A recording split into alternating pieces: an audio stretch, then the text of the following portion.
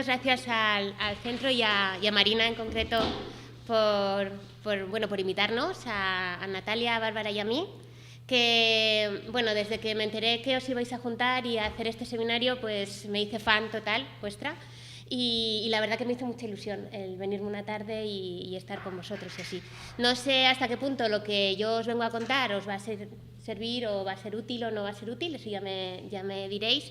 Pero bueno, en cualquier caso para mí es un placer estar aquí porque me parece que este es el camino y que tenemos que hacer cosas horizontales y juntarnos entre nosotros y, entre vosotros y en la medida en que los demás podamos ayudar, pues perfecto.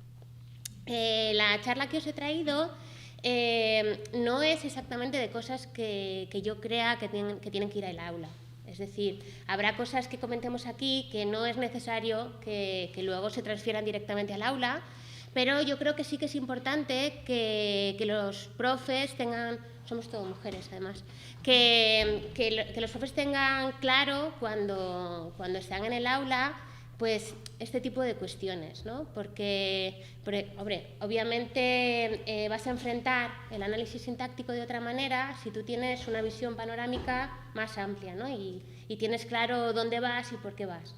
Entonces, pues vamos a hablar aquí de algunas cosas que a lo mejor lo primero que vais a pensar es, esto ni loca, se lo cuento yo a mis chicos, y es que a lo mejor no hace falta. Ahora bien, también os digo que llevo 20 años... Triste, eso no lo grabes. Llevo 20 años presentando este tipo de cosas a los de primero de filología, que ya sé que son gente vocacional y son los mejores del mundo y eso lo tengo clarísimo, pero están muy cerca de los de bachiller en realidad, o sea, un pasito más. Y nunca me he encontrado con ningún problema de presentar esto en clase. Entonces, a lo mejor tenemos más reactividad nosotros mismos, ¿no?, de presentar en clase algo que no se ha presentado otras veces, que realmente la propia... Pero bueno, no vengo a vender que veáis esto en clase, sino que vosotros lo tengáis claro y ya está. Entonces, pues ¿qué vamos a hacer? Voy a presentaros en esta hora pues un panorama teórico, un paraguas con el que manejarnos, y luego Bárbara y Natalia han preparado un taller para que trabajemos un poco entre todos, ¿no? Y hagamos pues los ejercicios que solemos hacer últimamente de pares mínimos, de ambigüedades y así a través del material que han organizado. Entonces, en la parte de la charla que vamos a ver, pues voy a hacer una pequeña introducción sobre qué es la sintaxis y para qué sirve, y veremos la sintaxis además desde un punto de vista científico, ¿vale? La sintaxis como una ciencia. Entonces voy a intentar convenceros, no sé si algunas ya estáis convencidas y ya no haría ni falta, pero voy a intentar convenceros de que lo que hacemos nosotros es exactamente eso, una ciencia empírica, una ciencia natural, porque lo que queremos es descubrir un misterio sobre algo que se da en la naturaleza. Después de esa breve introducción, pues entraremos ya a ver la sintaxis como una relación estructural, como una relación jerárquica, donde hay unos elementos que tienen más relación entre sí que otros y que por lo tanto la sintaxis es todo lo contrario a una relación lineal, donde uno va detrás de otro como un tren chuchú. Y además la sintaxis, lo importante de la sintaxis es que transmite significados. Y para esa parte, para la transmisión de significados, pasaremos al último punto de la charla, que son las relaciones de predicación. Veremos distintos tipos de verbos, cuáles son las relaciones de predicación que presentan con sus argumentos, la relación entre argumentos y adjuntos, sobre todo en el ámbito del síntoma verbal, os tengo que decir, aunque en el último subapartado he dado el saltito a otros sintagmas. Pero como sé que no se ven en clase y que eso es ya, como dicen en Cataluña, más y más, pues simplemente por dejar ahí algunas anotaciones, porque hay algunas veces que sí que se puede ver en clase, porque tiene mucho que ver con la morfología, porque se puede hablar de herencia, de ese tipo de cosas, pero que, yo sé que lo que más os interesa es el plano de la oración y la relación con el verbo, sobre todo. Así que, pues empezamos por el principio. Ya os he dicho que lo que os voy a vender hoy aquí es que la sintaxis es un estudio científico. Y es un estudio científico principalmente porque lo que va a intentar la sintaxis es dar respuesta a un misterio, y el misterio es cómo se comporta algo, un objeto de la naturaleza.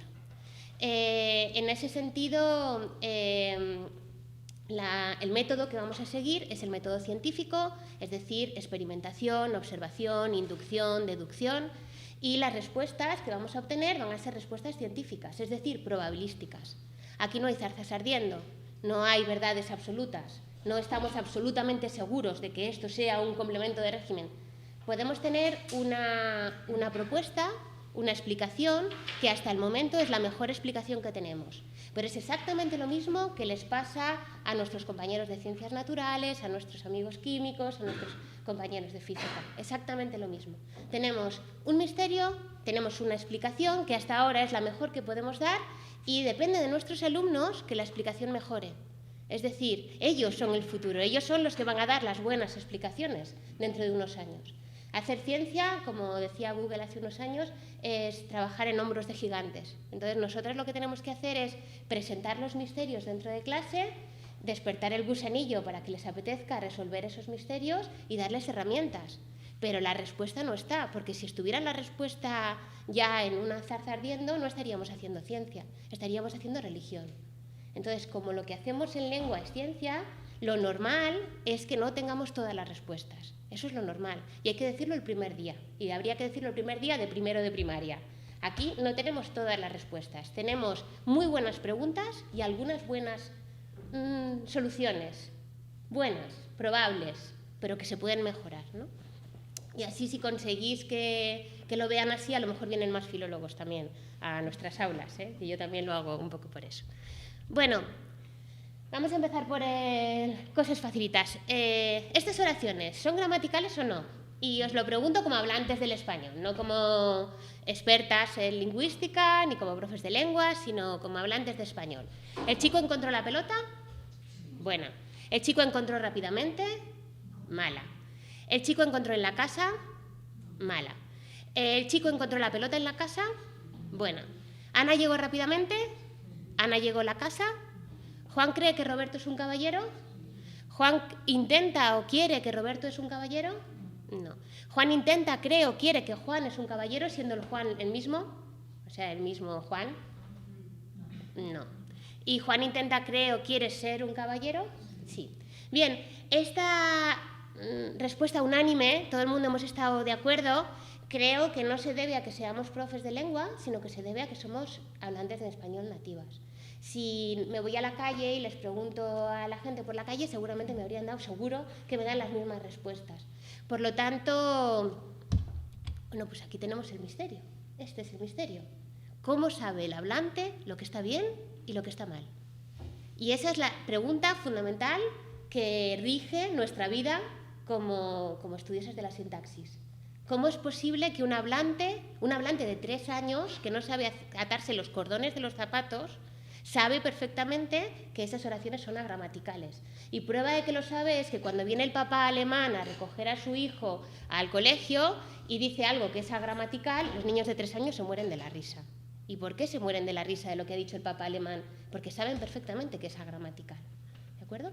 Luego, la sintaxis, en principio, es la disciplina que nos va a enseñar o que nos va a responder a esa pregunta. ¿Cómo lo sabe el hablante? Vamos a empezar con respuestas negativas, como casi siempre.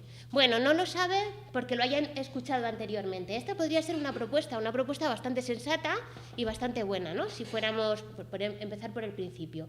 Bueno, pues imaginaos que podríamos pensar que el hablante tiene en memoria a largo plazo una lista de frases y entonces ¿qué chequea? Hace un check-in.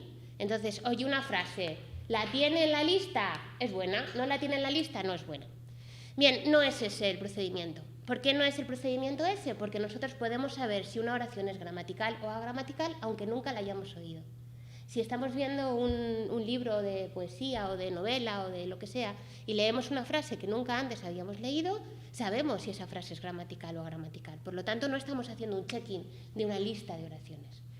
Tampoco está basado en lo que enseñamos en los colegios ni en los institutos, porque una persona de 3 años que todavía no ha sido adiestrada gramaticalmente sabe perfectamente que el papá alemán que va a buscar a su amigo ha cometido un fallo gramatical. Por lo tanto, no tiene que ver con las clases de lengua. Además, que en clase de lengua no se enseña que Ana llegó a la casa, esa gramatical. Eso no se enseña. Por lo tanto, no depende de lo que aprendemos en la clase, no depende tampoco del significado. Muchas de las oraciones que hemos visto o que veremos a lo largo de esta charla, sabremos que son agramaticales y, sin embargo, entendemos lo que quieren decir. Y tampoco depende ni de la verdad ni de su relación con el mundo. Yo puedo decir pececito azul y todos vais a entender lo que estoy diciendo y además es verdad, si es que hay un pececito azul, y es agramatical.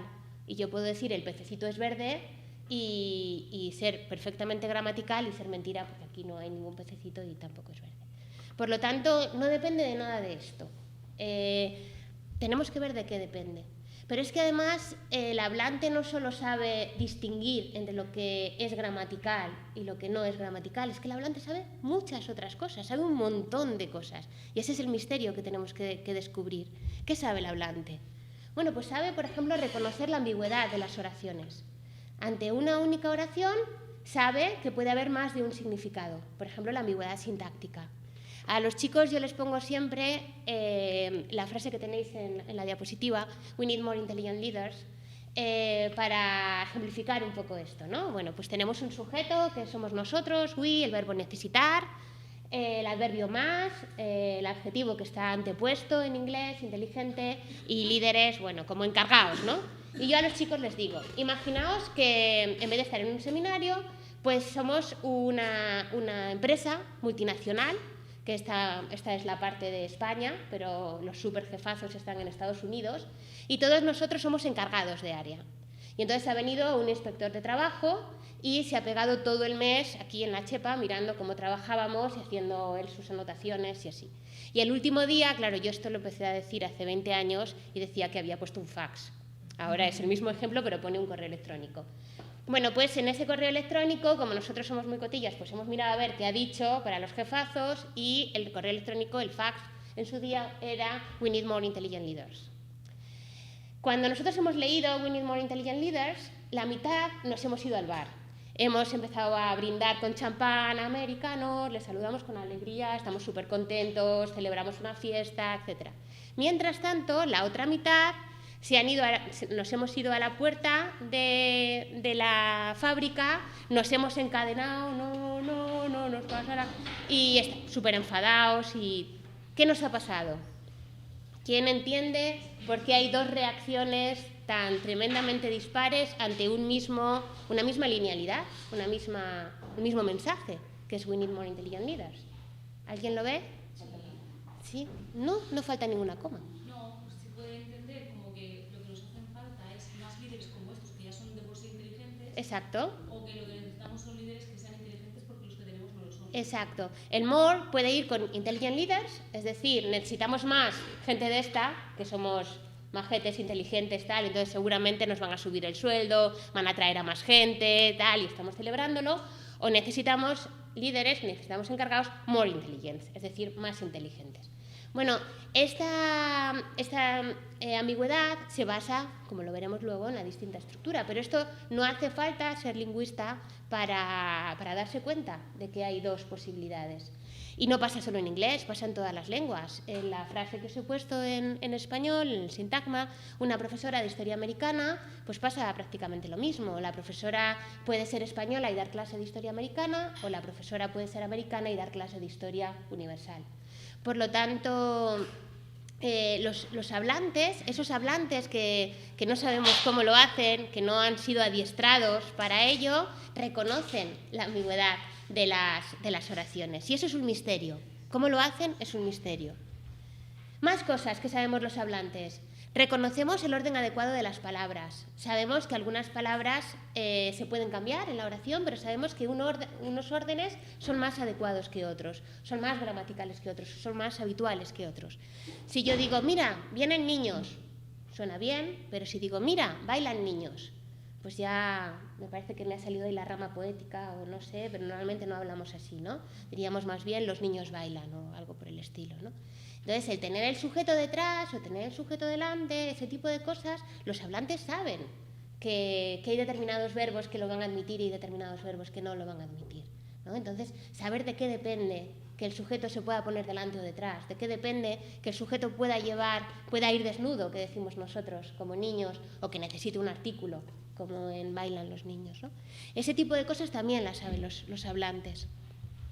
Los hablantes entienden perfectamente las relaciones gramaticales. Saben que un elemento es el agente, otro elemento es el paciente, no lo saben con estas palabras, pero entienden que en María encontró a Pepe, el que hace algo es María, el encontrado es Pepe, exactamente igual que en Pepe fue encontrado por María y lo contrario de Pepe encontró a María. Entonces tenemos que saber cómo lo saben los hablantes. Están basándose en el orden de palabras, están basándose en la morfología del verbo, están basándose en el tipo de verbo. Bueno, ese tipo de información es lo que nos interesa a nosotros. Cómo saben qué significado tienen las oraciones a través de la morfosintaxis. Y también atendemos al aspecto creativo del lenguaje. Como os decía antes, podemos crear nuevas oraciones, entender nuevas oraciones constantemente. Por lo tanto, algo hay en nuestra cabeza que permite generar, que permite crear. ¿Sí? Total, que el objetivo de la sintaxis es resolver este misterio. Nosotros le tenemos que transmitir a los alumnos que en realidad a nosotros lo que nos interesa es saber de qué depende la gramaticalidad de las oraciones. Esto es gramatical y esto no, ¿pero por qué? ¿Qué diferencia hay entre esto que es gramatical y esto que no es gramatical? ¿De qué depende? ¿Cómo lo sabemos? ¿De acuerdo? ¿Por qué este orden me parece bien y este orden no me parece tan bien? ¿De qué depende este orden? ¿Cuál es la relación que existe entre el sujeto de la activa y el objeto de la pasiva? ¿Qué está pasando ahí? ¿Cómo lo sé? ¿O cómo podemos entender oraciones que no hemos oído nunca? Todos los análisis, toda la formalización tiene que ir basada en eso, en entender cómo relacionamos lo que oímos con lo que pensamos. Esa sería un poco la función de la sintaxis, que es una interfaz, que es lo que consigue que escuchemos unos ruidillos que hacemos con el aparato fonador y nos estén transmitiendo significados. Ese es el misterio maravilloso que tenemos que descubrir. Porque además, otra cosa que yo digo mucho en mis clases es que el ser humano, dicen que es Homo sapiens o lo que sea, yo creo que sobre todo es Homo loquor. Es decir, si en algo nos caracterizamos las personas es en que hablamos, en que utilizamos el lenguaje para la mayoría de nuestras actividades. Entender cómo hablamos es entender cómo pensamos y en cierta manera también entender cómo somos. Por lo tanto, estudiar sintaxis no debe estar denigrado en el aula. O sea, no pueden decir, ¿para qué estudiamos sintaxis? Esto para probar lengua. Yo esto lo he oído muchas veces. Estudiamos sintaxis para probar lengua. No. Estudiamos sintaxis para entendernos. Estudiamos sintaxis para saber cómo pensamos, para descubrir un misterio, que es un misterio mucho más importante que si fuéramos capaces de tener telepatía. O sea, esto es mucho más emocionante que la telepatía, porque hay un código que podemos descifrar, hay un código que podemos sonsacar, podemos interpretar, ¿no? Entonces, bueno, este es un poco el paraguas, el espíritu que yo intento traer aquí. Y ahora, para resolverlo, vamos a utilizar el método científico. Y el método científico nos dará lugar, como decía antes, a respuestas científicas, que son verdades probabilísticas. No tenemos una seguridad absoluta de que las cosas son como son, pues porque lo único que hacemos es investigar y buscar la mejor solución, pero lo mismo que en ciencias, es decir, exactamente igual. En ciencias los planetas dejan de ser planetas y vuelven a ser planetas y vuelven otra vez a no ser planetas. Y no pasa absolutamente nada, porque va a depender del criterio que utilicemos para definir planeta. Y entonces, si cambiamos el criterio, cambia la nómina de planetas. Pues aquí va a pasar lo mismo. Vamos a tener que tener una justificación de cuáles son nuestros criterios para explicar una realidad que es física, que son enunciados. Entonces, con estos criterios nos sale esta clasificación y con estos otros criterios nos sale esta otra. Entonces, no sabemos dónde está la verdad, porque lo único que estamos haciendo es modelar, ¿no?, la realidad. Entonces, verdades probabilísticas a través de la experimentación, a través de problemas concretos, chiquititos. No podemos intentar explicar un texto completo cuando no sabemos explicar la diferencia entre sujeto y predicado bien. Entonces, se puede ir poquito a poco, se pueden ver problemas chiquitillos, pares mínimos, elementos que tengan solo una dificultad, que no tengan 3.000 millones de dificultades, ¿no?, sobre todo con los primeros cursos. A través de la inducción, de la reflexión, de la observación de realidad y muy importante, de la formalización. La formalización es fundamental en todas las ciencias, también en la nuestra. Entonces, hacer cajas es importante porque formaliza, porque organiza, porque explica que hay determinadas cosas que están más juntas y hay determinadas cosas que están más separadas. Y por eso es importante hacer cajas, árboles o lo que hagáis. No da igual la formalización que utilicéis. Pero es importante hacer formalización porque eso explica la propuesta, la hipótesis que hay detrás. ¿De acuerdo? Por lo tanto, el objetivo no es la formalización, pero la formalización es importantísima para explicar de un modo científico las hipótesis que tenemos en la cabeza. Vale, pues para resolver este misterio de por qué sabemos lo que sabemos y cómo es posible que el hablante sepa todas estas cosas, el concepto más importante de todos es el de jerarquía.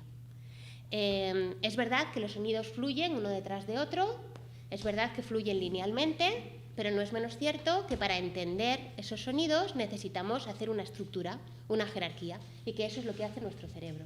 Nuestro cerebro organiza estructuralmente los sonidos que son lineales. Yo a los chicos en clase les digo que a mí me gustaría que en la boca tuviéramos un piano, porque si tuviéramos algo parecido a un piano podríamos establecer relaciones estructurales a la vez que hablamos, no necesitaríamos que el sonido fuera lineal. Pero tenemos un aparato fonador y con esto nos tenemos que arreglar. Por lo tanto, aunque las relaciones en el cerebro son estructurales, son jerárquicas, al final cuando entra por el aparato fonador y sale por la boca, pues es un sonido detrás de otro. Luego, lo que tenemos que hacer en clase, lo que tenemos que mostrar a nuestros estudiantes es que pasar de la linealidad a la estructura es pasar de los hechos empíricos a la hipótesis, al intento de explicación de por qué eso conlleva un significado concreto y no otro, ¿de acuerdo? Porque podría significar cualquier cosa, pero significa lo que significa porque tiene esa estructura y no otra. Vale. En esta relación jerárquica, el concepto más importante, la unidad básica, es el concepto de sintagma, que es la unidad donde las distintas palabras tienen relaciones estructurales, donde se relacionan. Es muy importante este concepto de sintagma porque es como si fuera una especie de imán, de pegamento, que hace que unas palabras se junten más a otras que al resto. ¿De acuerdo? Luego, lo primero que vamos a hacer es, en vez de tener una linealidad de uno detrás de otro, pues nos vamos a ir organizando en grupos, en grupúsculos. Así, por ejemplo, una secuencia como Juan corta el césped, podríamos hacer la hipótesis de que fuera, bueno, pues yo lanzo Juan, proceso Juan, después viene corta y proceso Juan corta, después viene él y proceso Juan corta él y después viene césped, Juan corta el césped, es decir, que fuera lineal, que yo fuera procesando un significado detrás de otro. Pero sabemos que no es así como funciona nuestro cerebro. Nuestro cerebro lo que hace es organizar en pequeños paquetes la información de tal forma que se va construyendo uno encima de otro, ¿de acuerdo? Como esas pirámides humanas en las que unos se suben encima de otros, ¿sí? Y eso es una oración. Una oración es una pirámide en la que unos elementos se van incorporando sobre otros. Esta estructura de la sintaxis, el hecho de que no sea lineal, sino que se vaya organizando en paquetitos y que se vaya componiendo, es la forma más eficiente que tiene un sistema computacional de organizar la información. Es decir, si no es lineal, si es jerárquico, es porque es muchísimo más eficiente, porque da lugar a más combinaciones, porque es más productivo. ¿De acuerdo? Por lo tanto, nos estamos dando cuenta de que nuestro lenguaje, el lenguaje natural, es un sistema computacional efectivo, eficiente, y que por eso pensamos mejor con lenguaje que sin lenguaje. Hay determinadas cosas que solo las podemos pensar en imágenes, etc. Pero yo estoy convencida de que no habríamos llegado a donde ha llegado nuestra civilización si no fuera porque tenemos un sistema lingüístico que es composicional, que hace paquetitos y que va añadiendo paquetito a paquetito para formar un pensamiento complejo. La complejidad de nuestro pensamiento está basado en la composicionalidad, en el hacer paquetitos, en el sintagma. Por eso el sintagma es tan importante. Y por eso lo primero que hacemos, el sintagma o el grupo, que dice Landgraf, pero ya han dicho que lo vuelven a cambiar y que volvemos a hablar de sintagmas. Lo importante es que no todas las palabras se relacionan con todas, sino que van haciendo grupúsculos ¿de acuerdo? Y que esa es la base. Entonces aquí tendríamos Juan corta el césped, Juan se añade a corta el césped, y en corta el césped, corta se añade al césped y él se añade al césped. Es decir, no es una cosa detrás de otra, sino que se van haciendo paquetitos composicionalmente. Vale, la pregunta del millón es ¿cómo sabemos cómo se forman los paquetitos? Es decir, ¿cómo sabemos qué elementos forman sintagma y qué elementos no forman sintagma? Por ejemplo, si yo tengo corta el césped, por empezar por algo, ¿cómo sé que los sintagmas son el césped y luego va corta y no corta él y después césped? ¿Qué pruebas tenemos de que el análisis bueno sea el segundo y no el primero? No sé si lo habíais pensado alguna vez. Sí, porque nosotros lo preguntamos. Ellos cuando aprenden a hacer sintagmas, ¿qué debe ser? Claro, porque las preguntas de los chicos son las preguntas de los científicos, en todos los casos. O sea, los que hemos sido madres siempre sabemos que nos ponen en aprietos porque nada es obvio para ellos. O sea, entonces, como nada es obvio, pues tienen pensamiento científico. Entonces es maravilloso estar con jóvenes por eso. Bueno, pues no sé qué respuesta les dais, pero hay que buscar pruebas empíricas de que es verdad que él va con césped y no va con corta. En este caso es muy fácil porque él es un clítico. Los clíticos pobres son morfemas, son elementos que no pueden ir solos por la vida. Siempre tienen que ir con un anfitrión porque no tienen independencia fonológica. Entonces el pobre él, que es un artículo, en nuestra lengua es un clítico, pues no puede ir solo por la vida, siempre tiene que ir con alguien. Y por lo tanto con el que vaya, pues será con el que forma sintagma. En ese sentido es muy fácil, porque ya sabemos que el césped está muy bien, pero corta él no. Tú no puedes ir por la vida diciendo corta él, ¿de acuerdo? En cambio sí puedes ir por la vida diciendo el césped. ¿Qué es lo que más te gusta de este jardín? El césped. Pero, ¿qué quieres hacer hoy? Corta él. No. Luego, en estos casos, cuando tenemos un clítico, como puede ser un artículo, una preposición, etc., por su propia naturaleza fonológica, por su poca independencia fonológica, es muy fácil darse cuenta de con quién está formando sintagma, porque es con el que va, ¿de acuerdo? Porque con el otro no va, entonces se ve. Un poquito más difícil. ¿Cómo distinguimos entre el análisis de Juan corta y el análisis de Juan corta el césped? Juan corta por un lado y el césped por otro, o Juan corta el césped, es decir, el césped dentro del sintagma predicado y Juan. ¿Cómo sabemos que corta va con el césped y no con Juan? Esa es la pregunta. Es una pregunta que también nos pueden hacer los chicos y es una pregunta necesaria, porque estamos haciendo paquetes. ¿Y cómo sabemos cuáles son los paquetes? ¿De acuerdo? Claro, como esto es un estudio científico y no es un estudio religioso, no nos sirven las respuestas, en principio a nosotros, para quedarnos tranquilos, para dormir bien por las noches, no nos sirve la respuesta porque lo dijo fulanito, porque la tradición es así, porque toda la vida de Dios el verbo va con el complemento directo. Eso no nos vale, ¿de acuerdo? Porque queremos respuestas empíricas, queremos pruebas. Y aquí la prueba de antes, la de a ver con quién va, no nos sirve, porque yo puedo decir Juan corta, en el contexto adecuado, ¿no? Dice, aquí no corta nadie nada, aquí no corta nadie nada, Juan corta, ya está, porque no lo voy a decir, ¿no? Y no pasa nada. No es como corta él, que no podía decirlo. Y también puedo decir corta el césped. Luego, la prueba de antes, la prueba de con el que vaya, no me sirve, porque puedo ir con cualquiera de los dos. Necesito otro tipo de pruebas, pero necesito pruebas empíricas, para decírselas a los chicos, pero también para dormir bien por las noches, para estar tranquila de que realmente el verbo va con el complemento directo y no va con el sujeto. Pruebas como, por ejemplo, la extracción de constituyentes. Hay determinadas pruebas que nos dicen que efectivamente el verbo y el complemento directo tienen más feeling entre ellos que con el sujeto. Es decir, que el paquete se hace verbo-complementos y después se añade el sujeto. Una de ellas, como digo, es la extracción. Yo puedo decir lo que hace Juan es cortar el césped, donde cortar el césped está junto, pero no puedo decir lo que hace el césped es Juan cortar, lo que hace al césped es Juan cortar, porque me falta el complemento directo, ¿sí? Podría decir lo que hace Juan, lo que hace al césped es Juan cortarlo, pero necesito este lo, ¿de acuerdo? El complemento directo tiene que estar, no se puede quedar fuera, ¿sí? Más pruebas, bueno, he puesto otra más. La formación de compuestos. la formación de compuestos es verbo con complemento directo y te sale. O sea, si tú quieres crear un compuesto, tú coges el verbo y el complemento directo y te sale. Lee libros, piensa problemas. ¿Tú qué eres? Tú eres un piensa problemas. Y tú eres un come churros. Y tú coges el verbo y el complemento directo y te sale un compuesto. Pero no puedes hacer eso con el sujeto y el verbo. ¿Y por qué no? Pues porque la relación directa, la relación de constituyentes, la relación hermana, es de verbo con complemento. Luego, cuando nosotros decimos que el césped va primero él con césped y que el césped va con corta y que después se une Juan, tenemos pruebas empíricas, tenemos alguna razón de comportamiento de por qué es ese análisis y no otro.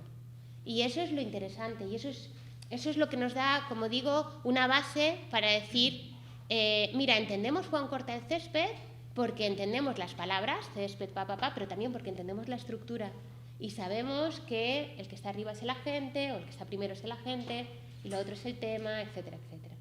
Es decir, es un medio para transmitir significados, la sintaxis. Vale, bueno, eso es lo que os acabo de decir. El agente es Juan, el tema es el césped. ¿Por qué? Porque el verbo es un verbo de actividad. Aquí ya estamos pasando a la segunda parte de esta charla y es que, de acuerdo, la sintaxis es jerarquía, pero la sintaxis, que es jerarquía, es tan interesante en el ser humano porque transmite significados. La capacidad computacional que tenemos los seres humanos se parece a la capacidad computacional que tienen otros seres de la naturaleza. Por ejemplo, los pájaros tienen una capacidad computacional muy buena y por eso hacen los nidos muy bien. La diferencia entre cualquier otra especie que tiene capacidad computacional y nosotros es que nosotros utilizamos esa capacidad computacional para transmitir significados. Y por eso nuestro lenguaje es un lenguaje, digamos, más sofisticado, porque estamos utilizando toda nuestra capacidad computacional, que es la misma que utilizamos para hacer ecuaciones de segundo grado, los que las hacen. Con esa misma capacidad hacemos las oraciones, hacemos las relaciones sintácticas. Y a partir de esa capacidad nuestra computacional estamos transmitiendo todos los significados que transmitimos. Tenemos esa productividad, tenemos esa capacidad de generar nuevos y nuevos significados gracias a que estamos computando conceptos en una máquina de computación como es la sintaxis. ¿De acuerdo? Vale, pues pasamos a las relaciones de predicación, porque a partir de esas relaciones de predicación es como vamos a entender cómo se transmiten esos significados. Y para ello lo primero que vamos a hacer es clasificar los verbos. La clasificación de los verbos la vamos a hacer a partir de la valencia verbal, es decir, el número de argumentos que el verbo necesita para ser interpretado. Fijaos que estoy hablando del verbo, no estoy hablando de oraciones, estoy hablando de la definición del verbo. Cuando cerramos los ojos y pensamos en el verbo, ¿cuántos participantes necesitamos? O si viene un extranjero y nos pregunta por la definición de un verbo, ¿a cuántas cosas tenemos que echar mano para definir ese verbo?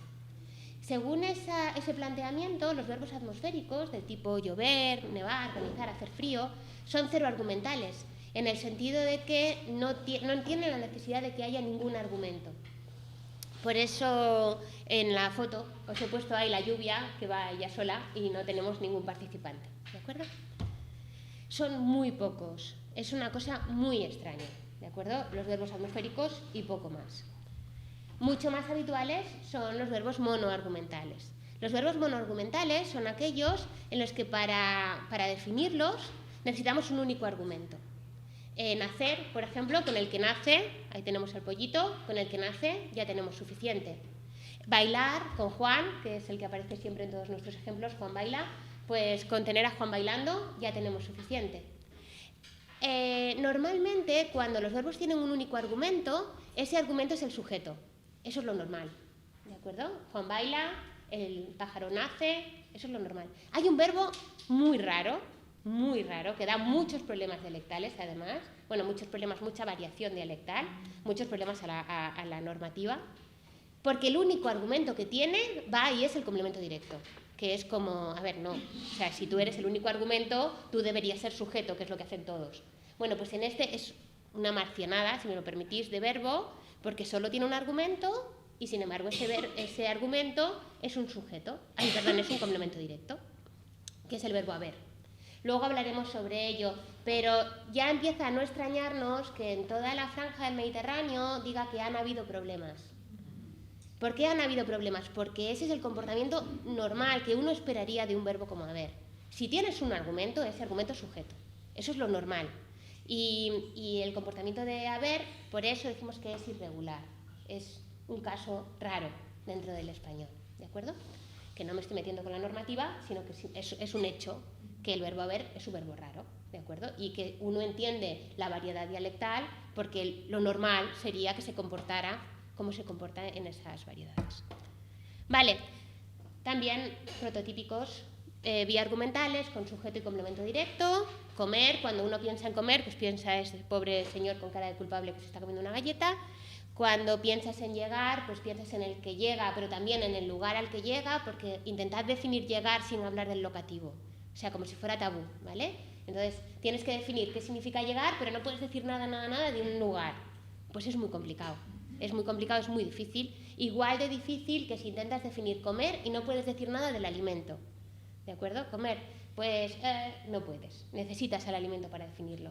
Cuando dices llegar, es que alguien al final está en un sitio. Bueno, ya he dicho sitio. No puedes hacerlo. ¿Por qué? Porque es uno de sus argumentos, es vía argumental. Igual que, bueno, pues los que tienen sujeto y complemento preposicional, depender, carecer, o con complemento indirecto, también muy raros, del tipo de gustar. Vale. Y por último, triargumentales.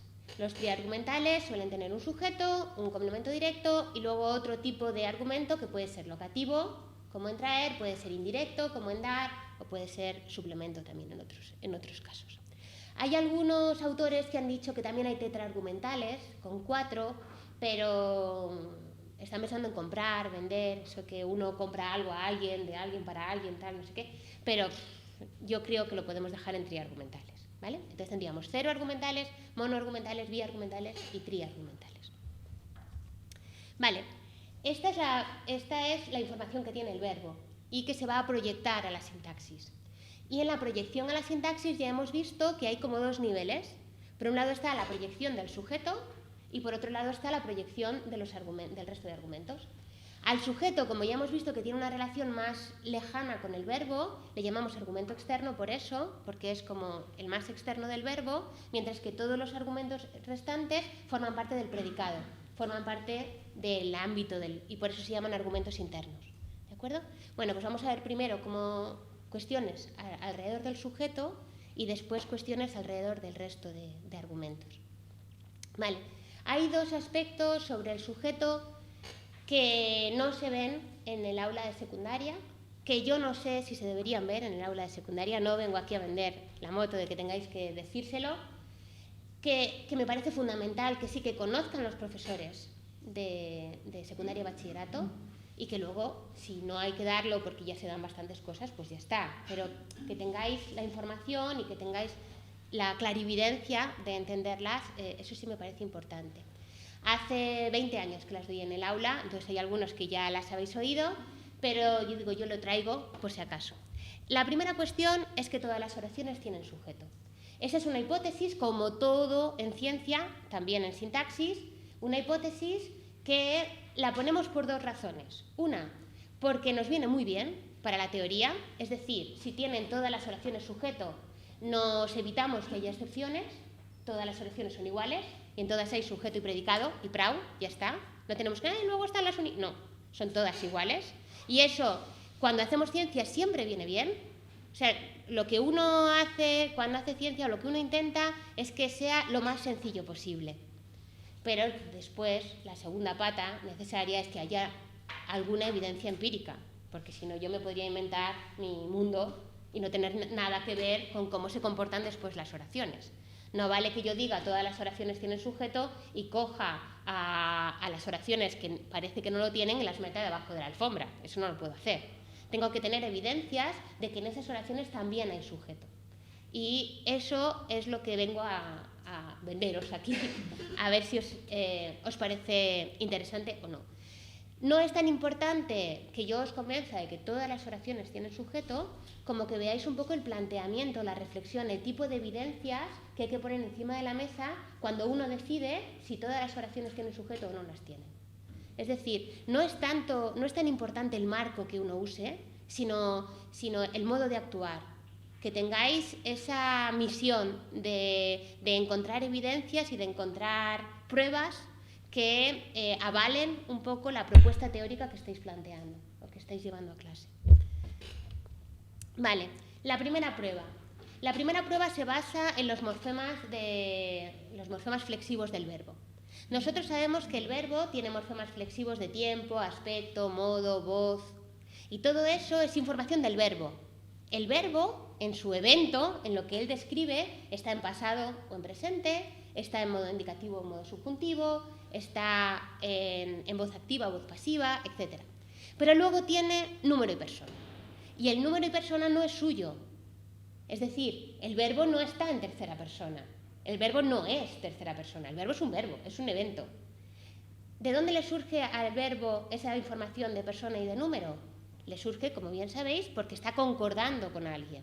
Sí, son morfemas de concordancia. Luego, en realidad, el que es tercera persona del singular o tercera persona del plural o lo que sea que fuere, es el sujeto. Y el verbo lo que hace es repetirlo para que todo el mundo vea que van juntos, que ese sujeto es mío, ¿de acuerdo? Porque concuerdo con él. Yo a los chicos les digo que esto es como una cita ciega del Tinder o del Wallapop o así, cuando pues tienes que ponerte algo para que se vea quién va con quién. Digo, entonces tú te puedes agarrar a una farola y decirle al del Wallapop, yo seré la que esté agarrada a la farola, que no creo que haya nadie más. Y entonces con eso ya te ha descubierto. Eso es lo que pasa en algunas lenguas en las que el sujeto siempre aparece al principio de la oración y entonces no hace falta que el verbo tenga concordancia o no hace falta que tenga mucha concordancia. Es lo que pasa en inglés. En inglés no hace falta que concuerde mucho el verbo, solo concuerda con la no persona. Es que el inglés es muy raro. Pero no le hace falta porque es que su sujeto está agarrado a la farola. Entonces con ver cuál es el primer constituyente ya sabes cuál es el sujeto. Pero ¿y si a mí me gusta caminar? Porque vas a tardar y estar agarrada a la farola no me apetece. Bueno, pues me he visto de faralaes o me pongo en nominativo o bien el verbo va en tercera persona del singular o lo que sea. Esas marcas que aparecen tanto en el sujeto como en el verbo sirven para identificar. En cualquier caso, esas marcas de concordancia no son del verbo, son del sujeto.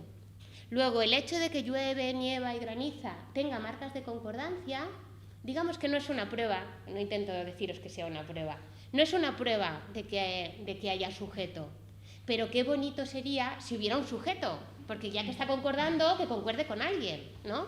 Me podéis decir, bueno, como ha puesto tercera del singular, que es la no persona y es como lo menos marcado, pues es que eso va por defecto. Y digo, tenéis razón, puede ser. O sea, las dos hipótesis pueden estar ahí. Ahora, yo, si algo tiene un morfema de concordancia, chica, lo que espero, ¿no?, es que tenga algo con lo que concuerde. Si tenemos que decir al final que es un morfema defectivo, que lo hace por defecto y que no concuerda con nadie, pero tiene concordancia sin concordante, pues lo diremos. Pero en principio no es la solución que a mí me gusta. No sé si me estoy explicando. Si es de concordancia, vamos a ver si conseguimos que haya algo por ahí. Vamos a ver si hay más evidencias. Esta no es muy fuerte, pero hay más.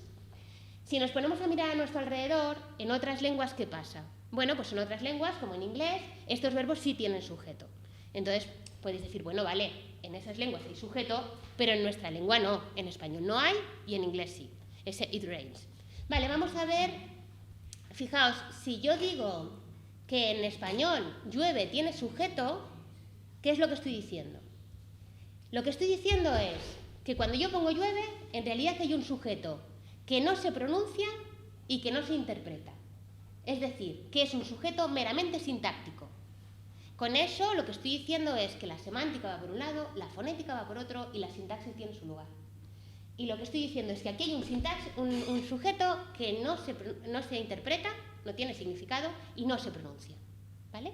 ¿Qué le pasa a it rains? Lo que le pasa a it rains es que ese it no se interpreta, pero sí se pronuncia.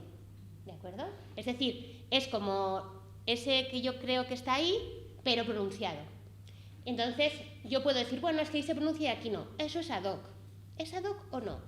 Vamos a ver, ¿qué diferencia hay entre el inglés y el español con respecto a la posición de sujeto? La diferencia está, dicen algunos libros, que en inglés el sujeto es obligatorio y en español el sujeto es optativo, pero es mentira. En español el sujeto no es optativo. Yo no decido si digo el sujeto o no digo el sujeto. En español el sujeto no se puede pronunciar salvo que aumente la información. Es decir, si yo digo Juan viene, yo puedo decir Juan porque Juan aumenta la información. Pero si digo él viene en vez de viene, todos vosotros vais a interpretar que estoy diciendo algo más. Si yo vengo y digo yo vengo, me vais a interpretar, eso quiere decir que alguien ha dicho que no venía, o que hay alguien que no viene, o que ese yo no es baladí. Ese yo no es, bueno, si lo quieres lo dices y si no, no. No, si lo dices van a interpretar que hay un significado detrás. Por lo tanto, lo que describe mejor a nuestra lengua es, en español, el sujeto no se menciona salvo que tengas una buena razón para mencionarlo. Claro, si tenemos un sujeto que no es interpretable, no lo vamos a pronunciar. No vamos a decir ello llueve, porque no decimos yo vengo si no queremos decir algo además de que el sujeto es yo, como para decir ello llueve. Luego, digamos que la propuesta que traigo, que no es mía, obviamente, que hace 20 años que está en las aulas, la propuesta es que todas las oraciones tienen sujeto y predicado, y que en español los sujetos solo se pronuncian cuando hay una buena razón para pronunciarlos. Y en los sujetos no interpretables no hay ninguna razón para pronunciarlos. Voy a ver si tengo alguna prueba más, que no os veo muy... ¿Qué ocurre cuando tengo una buena razón para decirlo? Cuando de repente digo, mira, sí, voy a decir el sujeto de llover, porque tengo una buena razón, porque voy a utilizar un sujeto metafórico. Y digo, llueven chuzos de fruta, o digo, a este chico le llueven las ofertas de empleo, o por aquí llueven navajas, cuando alguien se está metiendo mucho contigo. Pues que el sujeto se pronuncia. Y digo yo, ¿no sería mucho más fácil pensar que el sujeto está ahí siempre, que se pronuncia solo cuando hace falta pronunciarlo, pero que la posición está ahí? Que no pensar que llover no tiene sujeto y de repente le sale un sujeto como al que le sale un grano. ¿No? Es mucho, digamos que es más coherente pensar que en realidad siempre está ese ello, pero que como no es comprensible, como no es interpretable, no se pronuncia. Porque en español solo pronunciamos aquello que da información semántica, aquellos sujetos que dan información semántica. En el momento en que ese sujeto se vuelve interpretable, porque lo voy a hacer metafórico, lo pronuncio. ¿Sí?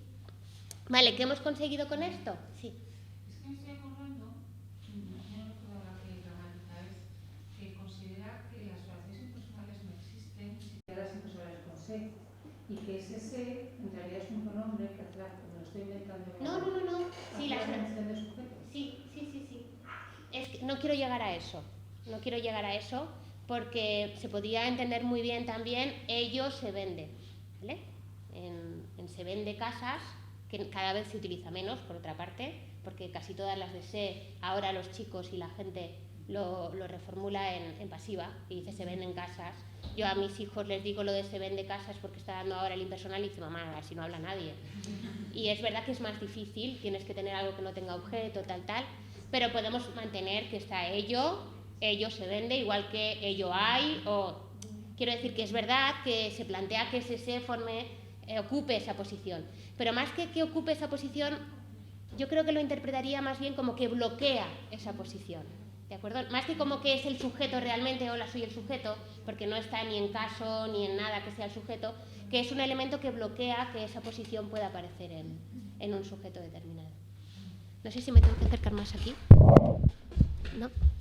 ¿Hace falta que me acerque más aquí? ¿No? Vale. Bueno, volvemos otra vez al... Habían muchos problemas. Fijaos que en nuestro verbo haber, que es tan raro, la propuesta es que tenemos el sujeto a y ese ello que no pronunciamos porque no tenemos que pronunciar, el verbo haber y el complemento directo. Y entonces esa posición que ya está es la que rellenan algunas variedades dialectales cuando dice habían muchos problemas. Me parece más elegante que decir no había sujeto y de repente aparece un sujeto, ¿no? El aparecer y desaparecer elementos estructurales dentro de una jerarquía no es fácil.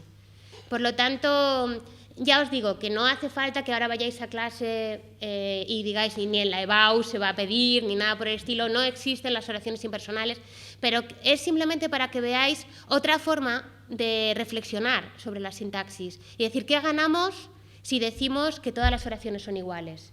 y en qué nos podemos basar para decir que todas las oraciones son iguales, ¿no? ¿Y qué ventajas podemos tener?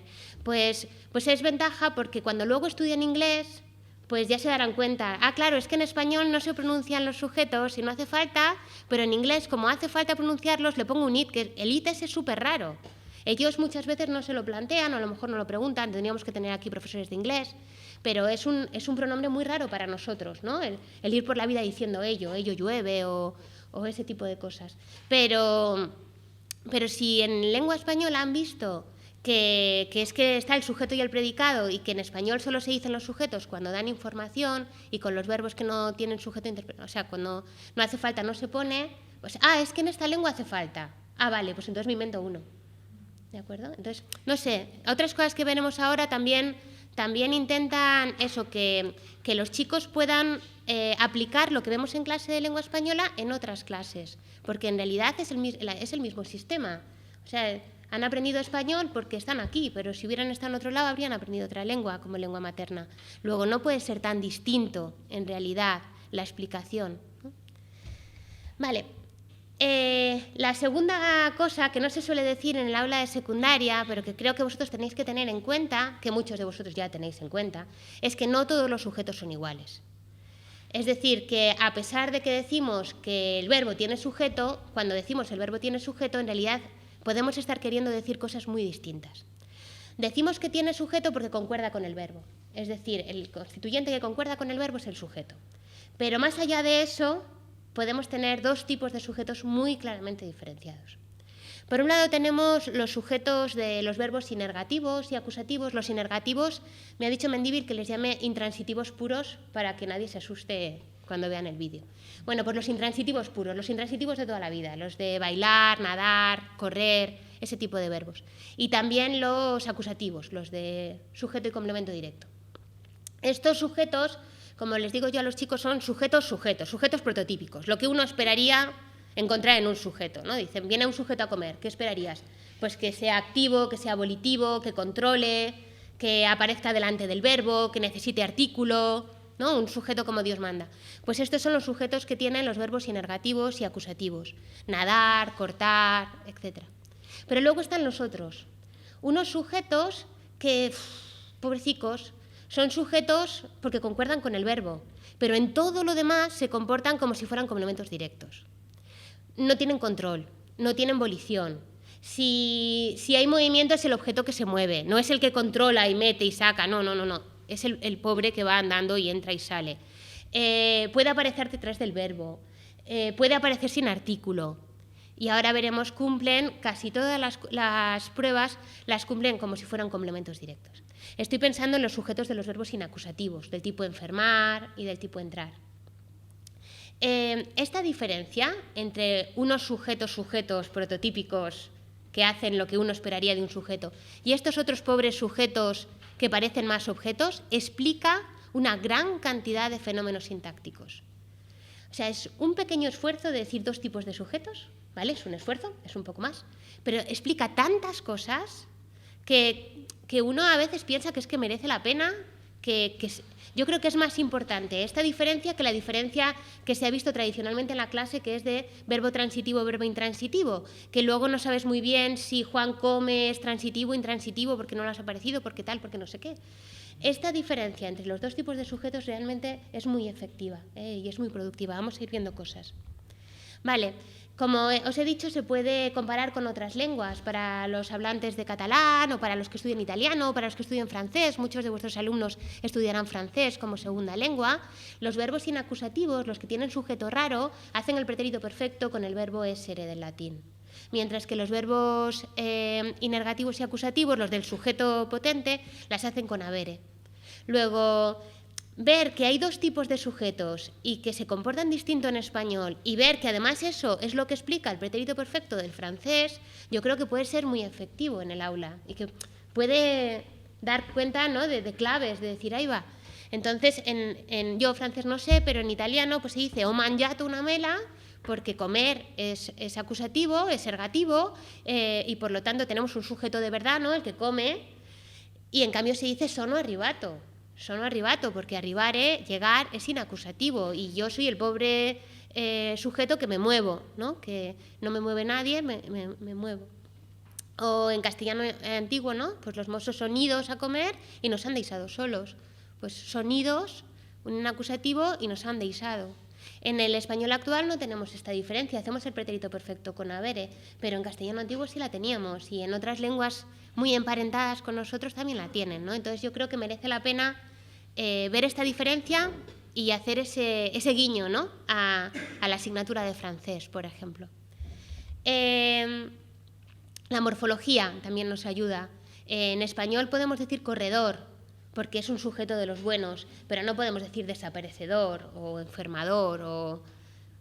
¿Por qué se pueden crear unos? En inglés tienes lo mismo, tienes runner, pero no tienes disappearer, ¿no? ¿Por qué podemos hacer agentivos de los sujetos de los sinergativos? Porque son sujetos de verdad, entonces crean agentivos. El runner es el que corre, el que se pone la alarma, y mientras que el que desaparece pues es algo que le ha pasado, ¿no? Y entonces no crea formación. Ya os he dicho que los sujetos estos de los inacusativos, los sujetos raros, se comportan mucho como un complemento directo. Fijaos en los participios absolutos. Puedo decir llegado el novio, puedo decir comida a la tarta, que es el complemento directo. Llegado el novio es el sujeto, pero es un sujeto de los raros, ¿sí? Muerto el perro es el sujeto, pero es un sujeto de los raros, porque morir es inacusativo. Pero no puedo decir bailado Pedro. Fijaos que no puedo decir bailado Pedro por razones sintácticas, no semánticas. Yo interpreto perfectamente bailado Pedro, los demás se animaron. O sea, una vez que Pedro hubo bailado, los demás se animaron. Semánticamente es perfecta. Pero sintácticamente, el hablante de español, lengua materna, sabe que bailar no permite esa construcción porque el sujeto es un sujeto prototípico. Y esa es una posición de objeto directo, una posición o de sujeto raro o de objeto. Entonces, hacer la distinción entre los verbos que tienen un sujeto agentivo y un sujeto no agentivo creo que es interesante porque vemos muchas cosas. Vamos a ver más cosas. El adverbio recién. El adverbio recién va con los inacusativos, recién nacido, por ejemplo, recién llegado, pero no va con los que tienen un sujeto de verdad. Y lo podemos entender semánticamente, ¿no? Toma, bébete una cerveza. Uy, no, que estoy recién nadado. O estoy cansado, estoy recién nadado. Lo podríamos entender, pero no se dice. La restricción es sintáctica. Es una restricción sintáctica por el tipo de sujeto que tiene y que no admite esa. En cambio, si tienes un complemento directo sí puedes ponerle recién, ¿no? Una casa recién comprada o recién vendida, porque es el objeto directo.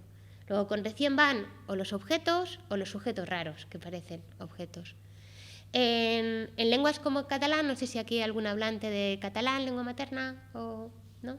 Bueno, pues ahí los partitivos, que son maravillosos, pues aparecen solo con los verbos inacusativos, no aparecen con los verbos inergativos. Otras construcciones como estar al, pues suelen venir con verbos inacusativos, estar al llegar, pero no con verbos inergativos. No con todos los inacusativos tampoco, pero si admite estar al, es que es inacusativo, ¿no? Entonces, ¿por qué se puede decir estar al llegar y no estar al acabar? Pues porque sintácticamente no se puede, no es una cuestión semántica, es una cuestión sintáctica. Y luego la última, ya con esto, si no os he convencido, pues ya me rindo. Antes os he dicho, ¿por qué se pueden decir, no me acuerdo el ejemplo que he puesto al principio, pero ¿por qué se pueden decir llegan soldados y no se pueden decir corren soldados? Pues porque el verbo llegar es un verbo inacusativo y entonces admite tener el sujeto detrás, sin artículos, sin nada, porque es un sujeto que parece un objeto. Entonces, muchas veces aparece en posición de objeto. Mientras que el verbo correr es un verbo inergativo y los sujetos tienen que estar delante y con artículo. ¿De acuerdo?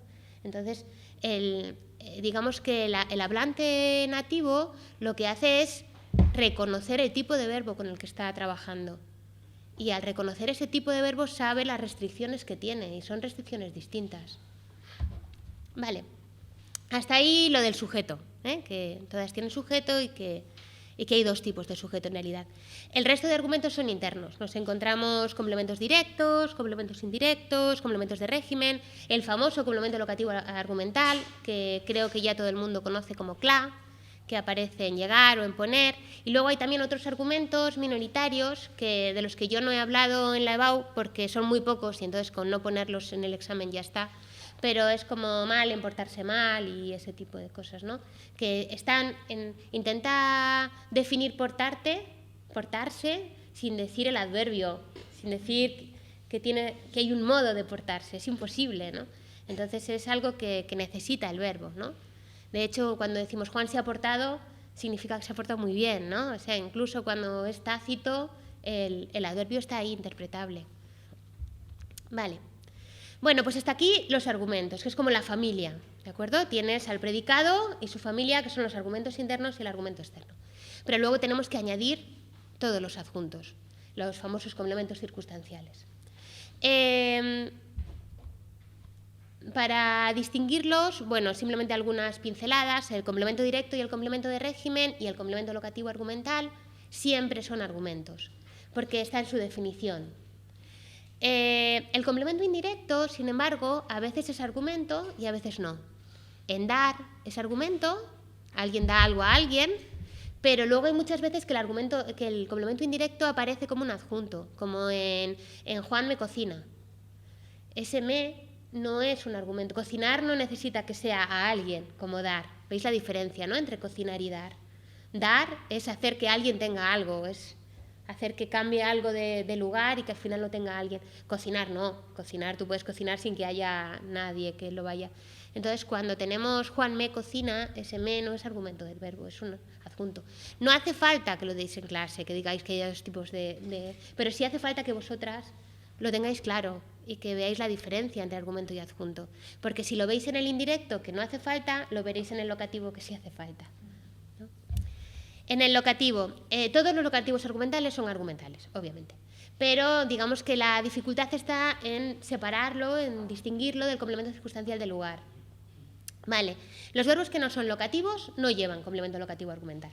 Es decir, si yo digo cantar, trabajar, llover, y después hay un locativo, eso es un adjunto, ¿de acuerdo? Porque el verbo no necesita para nada un locativo. Y si los verbos son... vale. Todos los verbos locativos tienen CLA. ¿Qué entiendo por verbos locativos? Los verbos que lexicalizan ubi, ¿de acuerdo? Como residir y ese tipo de verbos, ¿no? De estar en un lugar. Vale. En los dos tipos de verbos de movimiento, yo creo que es que no tengo la última. Dos tipos de verbos de movimiento. Vale. Los verbos de movimiento, tenemos dos tipos de verbos de movimiento.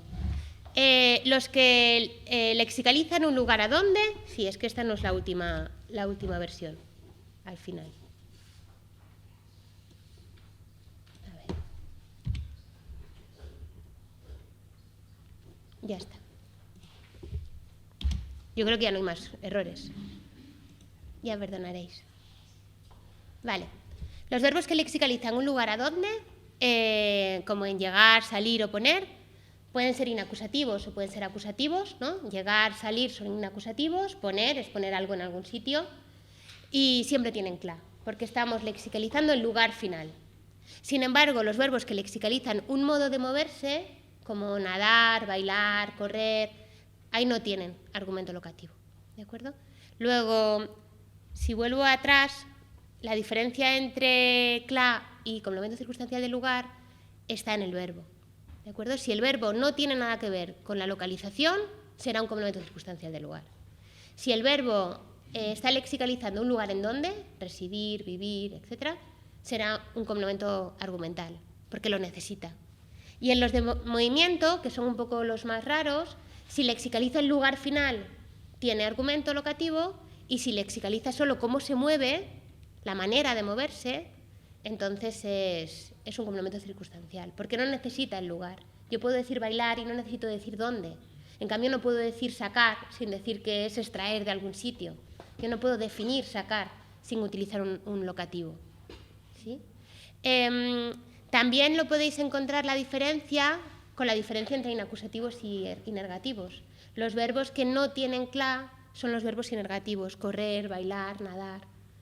Sin embargo, los verbos que sí tienen locativo interno son los verbos que tienen un sujeto un poco raro. del tipo llegar o que son acusativos, ¿sí?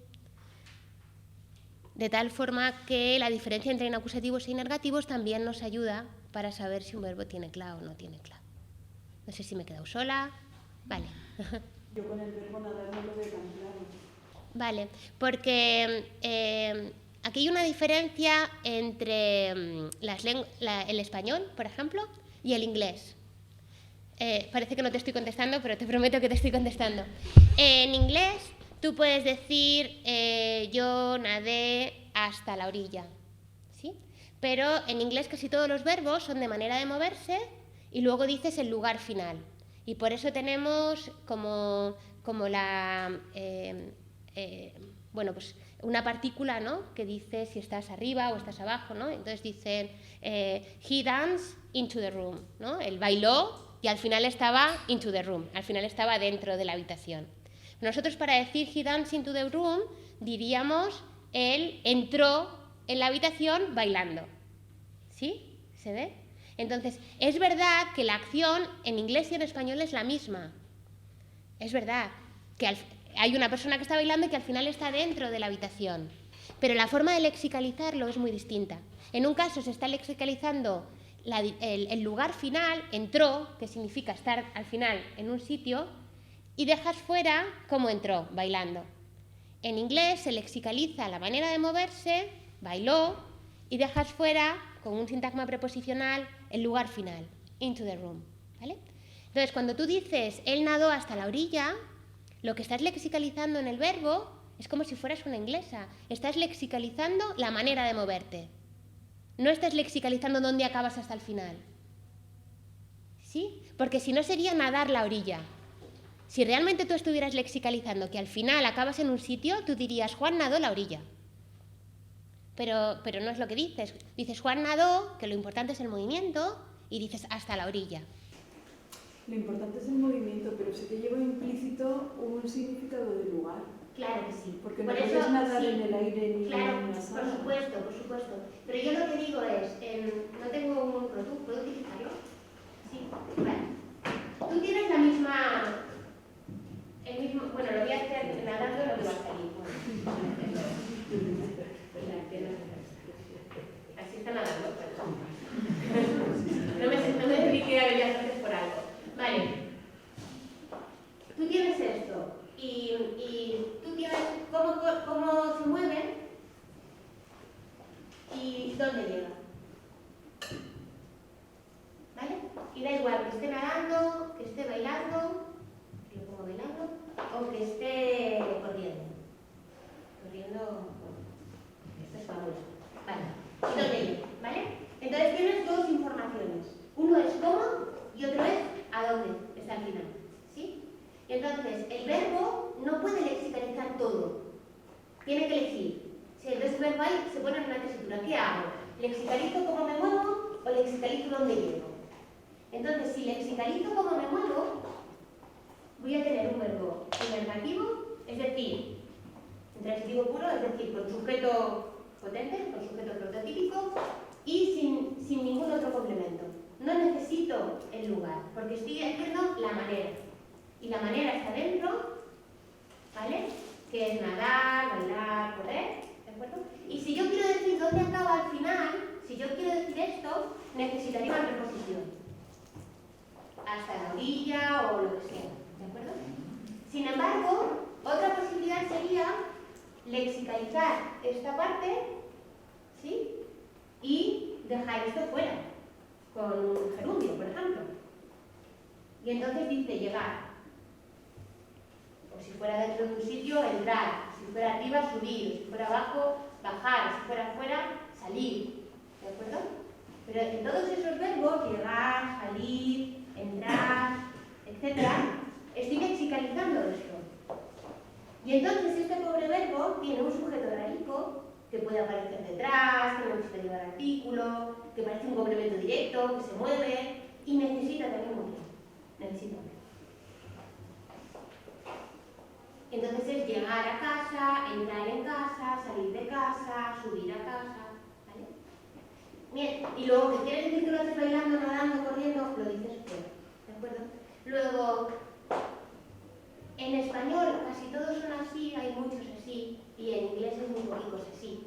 Hay tan pocos en inglés que cuando hacen un verbo de estos no saben hacerlo bien. Porque dicen enter the house. Dices, vamos a ver la preposición. O sea, si lexicalizas, eso no quiere decir que no pongas la preposición. Pero ellos si lexicalizan ya les parece que ya un complemento directo. ¿Sí? Porque enter es un latinismo. ¿De acuerdo? Enter the house. ¿No? Entran a la casa, pero no dicen a la casa, sino entran en la casa. Porque no están acostumbrados a hacer esto. Por eso no tienen clase, no tienen complementos vocativos secundarios. ¿Sí? Pero en español no tenéis que ver si necesitamos un lugar porque eso es semántica. Es si en el verbo se está lexicalizando el final del trayecto. Y si se está lexicalizando el final, necesitas un argumento del final. Necesitas decir dónde. ¿Vale? Es que tampoco veo que sea... estoy equivocado. No, pero Es que tampoco veo que sea un movimiento donde finalice todo, porque, por ejemplo, residir... No, porque residir es de los locativos de antes, ¿vale? Estamos ahora solo con verbos complementarios. Los de residir, todos llevan clave, porque te quedas como que necesitas decir dónde, ¿vale? Es como comer, que necesitas decir qué comes. Pues aquí estamos solo con los de movimiento. Entonces, en los de movimiento tienes que decidir si se trata de un verbo de cómo se mueve, y entonces es circunstancia de lugar. Nadó por el río, circunstancia de lugar. No, nadó hasta la orilla, circunstancia de lugar. Porque nadar no necesita nada, nadar es manera de moverse. Pero si se llegó a la orilla, ese llegar necesita un argumento. Necesita la orilla.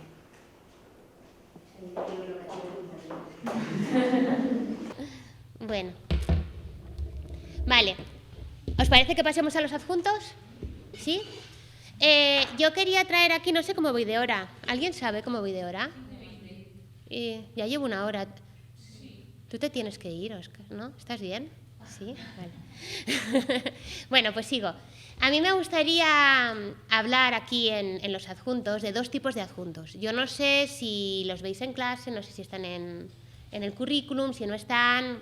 Entonces, un poco dadme feedback. Si esto ya está claro y todo el mundo sabe los dos tipos de adjuntos, pues ya está. Lo vemos rápido y ya está. Y si no, pues lo vemos un poco más despacio. Vale. La diferencia entre adjuntos a la enunciación y adjuntos a la predicación. Vamos a basarnos en una frase como la que tenéis ahí. Lamentablemente, Sócrates se bebió la cicuta rápidamente. Es una frase horrorosa, de fea, pero tiene dos adjuntos. Uno es adjunto a la enunciación y otro es adjunto a la predicación. Y me parece que es interesante, si no queréis verlo en clase no hace falta, pero sí que lo reflexionéis vosotros, porque hay veces que añadimos información adicional a lo que estamos diciendo a la predicación y otras veces añadimos información adicional al acto de enunciación, a por qué digo yo lo que digo, a qué me parece a mí lo que estoy diciendo, etc. Es decir, a veces el adjunto va hablando de la predicación del verbo y otras veces habla del hablante. ¿De acuerdo? Aquí en lamentablemente Sócrates se bebió la cicuta rápidamente, en lamentablemente es lo que me parece a mí como hablante todo lo que voy a decir. Mientras que rápidamente es cómo hizo Sócrates esto de beberse la cicuta. ¿Sí? Entonces, una prueba de la que habla Larcos es que se puede pasar a una oración de atributiva con los adjuntos a la enunciación, pero no con los adjuntos a la predicación. Es decir, podemos decir es lamentable que Sócrates se bebiera la cicuta, pero no podemos decir es rápido que Sócrates se bebiera la cicuta. Ese lamentablemente, como veis, está por encima, está como fuera de la oración. ¿Sí? Decimos Sócrates se bebió la cicuta rápidamente y eso a mí me parece que es lamentable. Normalmente se suele decir que los adjuntos a la enunciación aparecen con una coma. No es una prueba muy allá porque las condicionales, por ejemplo, sean de la enunciación o de la predicación, aparecen también con coma y porque a veces los de la enunciación no aparecen con coma y porque además es que lo de que la gente escriba bien y ponga bien las comas pues es como bastante irreal.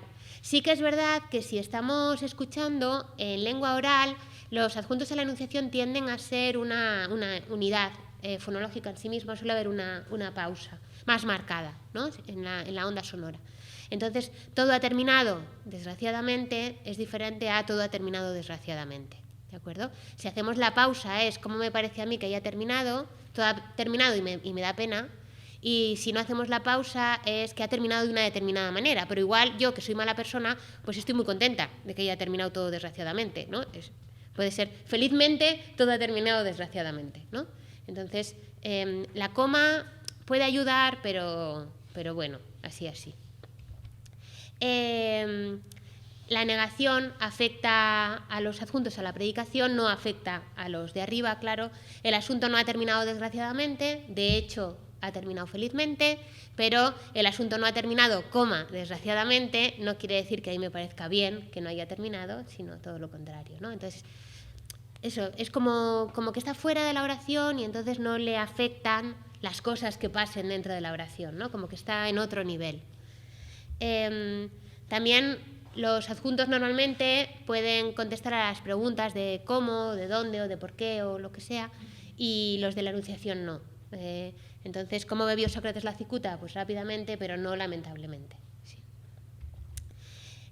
Si topicalizamos y ponemos el foco en un determinado constituyente, ya sabéis que una de las formas de focalizar es poner el constituyente que te parezca más interesante, lo pones al principio de la frase. Entonces dices, las acelgas, María las detesta, ¿no? Entonces es como, bueno, pues los adjuntos a la enunciación van delante todavía de eso, ¿no? Porque como están como fuera, entonces decimos, lamentablemente, las acelgas, María las detesta, ¿no? Y lamentablemente todavía queda, mientras que un adjunto de la predicación no puede hacer eso. No podemos decir, María devora las acelgas ávidamente, pues no podemos decir, ávidamente las acelgas María las devora, sino que queremos que piensen que estamos tontos y que hablamos mal y que no se nos entiende nada, ¿no?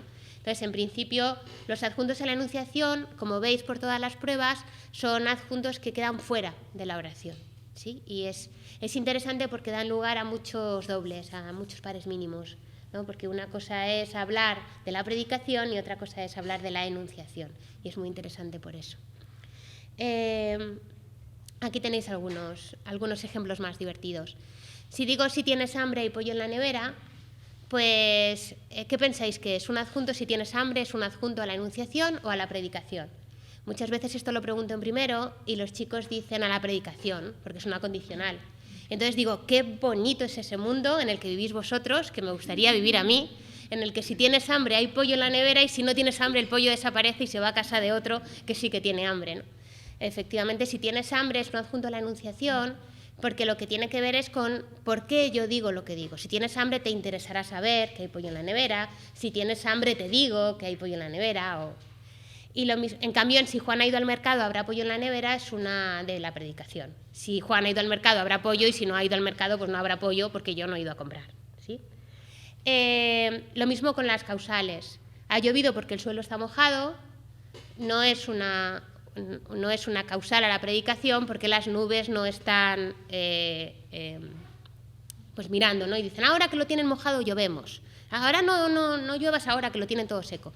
Pues como no funciona así, ha llovido y lo sé y lo puedo decir y me baso en que el suelo está mojado, frente a el suelo está mojado porque ha llovido, que sí que hay una relación causal lógica, ¿no? Entonces, como digo, no sé si esto se ve o no se ve en el aula de segundo de Bach, pero da mucho juego. Yo en algunos libros de texto sí lo he visto y me parece que es entretenido también, ¿no? Porque se puede meter un poquito de pragmática, un poquito de evidencialidad, un poquito de algo y da mucho juego luego con pares mínimos, sobre todo, como veis, ¿no? Vale. Luego, cuidado con pensar que los argumentos son los que no se quitan de la oración y los adjuntos son los que se quitan. Porque hay argumentos que se pueden quitar muy, muy fácilmente, como hemos visto antes. Pues yo puedo decir Juan come, ¿eh? O Juan come en su casa. O hay miles de oraciones en las que Juan come no lleva el complemento directo y sin embargo el complemento directo es un argumento siempre. Y también hay algunos adjuntos que se comportan como si fueran obligatorios. A mí me gustan mucho los adjuntos del tipo Juan come mucho, que les llamo en clase los adverbios ocupas, porque son adverbios que ocupan la posición de complemento directo. ¿Por qué digo que ocupan la posición de complemento directo? Porque cuando llega el complemento directo se tiene que ir. Entonces, o decimos que Juan come mucho o decimos que Juan come chorizo, pero no podemos decir que Juan come mucho chorizo sin convertir a mucho en determinante, obviamente, ¿no? Pero no podemos decir Juan come chorizo y come mucho en la misma oración, ¿no? Porque es un adjunto ocupa que cuando vienen los dueños, pues tiene que irse. Bien, pero lo que me interesa sobre todo es eso, desmitificar que el que aparezca o no aparezca en una oración sea la clave para que sea argumento o adjunto, ¿no? Lo importante es la relación que tiene con el predicado. Lo importante es cómo defines al predicado. Vale. Ya acabo. Os he dicho que iba a dar algunas pinceladas de otros sintagmas para que veáis que esto de trabajar con predicación, con argumentos y adjuntos, no solo está en el sintagma verbal, que es donde lo trabajamos siempre, sino que se podría trabajar también en otros sintagmas y que sería interesante si alguna vez alguien nos hace caso y cambia el currículum, que en algún momento pues hubiera morfología y hubiera este tipo de cosas, ¿no? Que es relaciones de argumentalidad en otros sintagmas. Porque no es lo mismo la relación que hay entre hijo y María, en el hijo de María, que en casa de María. Cuando tú tienes una palabra como hijo, necesitas que ese hijo esté definido porque tiene una relación con una madre. Luego, en de María, María es un argumento de la palabra hijo. Sin embargo, casa no necesita tener nada para definirse. ¿Se ve? Hijo es una palabra relacional, uno no puede ser hijo si no tiene madre, igual que madre, uno no puede ser madre si no tiene hijo, salvo que sea religiosa, pero vamos a olvidar esa acepción. En la acepción normal necesitas una relación y por lo tanto la madre de Juan o el hijo de Juan son... ¿Se han ido? Ah, vale. Sí. Esto es una relación argumental entre hijo, que es una palabra relacional, y su madre, pero en casa no. Casa no es una palabra relacional. Casa no necesita tener nada y por lo tanto toda la información que añadamos a casa sería de adjunto. La construcción de la ciudad lo mismo. La construcción, si hay una construcción, es una construcción de algo, por lo tanto de la ciudad sería un argumento de construcción. Frente a la construcción de enfrente, que de enfrente es la localización de la construcción, pero no es ningún argumento. Hay algunos profesores que diferencian entre complemento del nombre y... no sé por qué se va, vale. Entre complemento del nombre y modificador, ¿sí? O adyacente, o... ¿sí? Esta sería una buena razón para diferenciar entre complemento de nombre y adyacente. Dejar los complementos de nombre para argumentos, para lo que realmente necesita la palabra, y dejar como adyacente los adjuntos. Salvo que sea esta la razón, no hay ningún otro motivo, no puede ser categorial el motivo por el que tengáis que distinguir entre adyacentes y complementos del nombre. ¿Sí? Entonces, si lo hacéis, que no lo hagáis porque, como es un complemento preposicional, es un complemento de nombre, como es un adjetivo, es un adyacente. Eso no tiene sentido porque no hay una relación unívoca entre morfología y sintaxis en ningún otro ámbito y por lo tanto ahí tampoco. Si lo queréis distinguir, se puede distinguir y me parece muy bonito distinguirlo por argumento y adjunto. El profesor de matemáticas, lo mismo, el profesor de matemáticas o el profesor de Juan serían argumentos, pero el profesor de Albacete pues sería un adjunto. Y dispuesto a verte sería un argumento, pero silencioso con su madre, silencioso no necesitas decir con quién, sería un adjunto. Hay algunos argumentos que son por herencia, porque asesinato, por ejemplo, pues se relaciona con asesinar. Es verdad que se suele interpretar como el objeto directo. El asesinato de Juan, normalmente el muerto es Juan, pero no es imposible interpretarlo como el asesino. Entonces, después del asesinato de Juan, si sabemos que es el asesino, se puede interpretar como el asesino, aunque he puesto en negrita el objeto directo porque es lo más habitual. La destrucción, lo mismo. La destrucción normalmente va con el complemento directo, pero si digo la destrucción de los enemigos, ya podemos empezar a pensar, a lo mejor son los enemigos los que nos han destruido, ¿no? Entonces, podría ser en algún caso el sujeto. En otras ocasiones, para saber si es el sujeto o es el complemento directo, en cualquier caso serían argumentos, muchas veces tiramos de semántica. Entonces, en investigación papal o en investigación del Papa, pues nos da que es el sujeto, que el Papa es el que investiga, pero en investigación espacial o en investigación del espacio nos parece más que es el complemento directo. Pero fijaos que son argumentos en cualquier caso. Y en la preocupación de Juan, Juan es el que se preocupa. O sea, no hay ninguna no hay ninguna posibilidad de que sea lo que preocupa a Juan. Es decir, siempre se considera que es el complemento directo de preocupar. Algo preocupa a alguien. También hay argumentos sin herencia, lo hemos visto antes, nombres relacionales como hijo, maestro, examen, sí, un examen de matemáticas, no hay ningún verbo por ahí, porque examinar se crea después, maestro de matemáticas o maestro de Juan. Y luego también a veces se heredan los adjuntos, y eso también es muy interesante. Una explicación de varias horas, fijaos que ese de varias horas viene de explicar durante varias horas.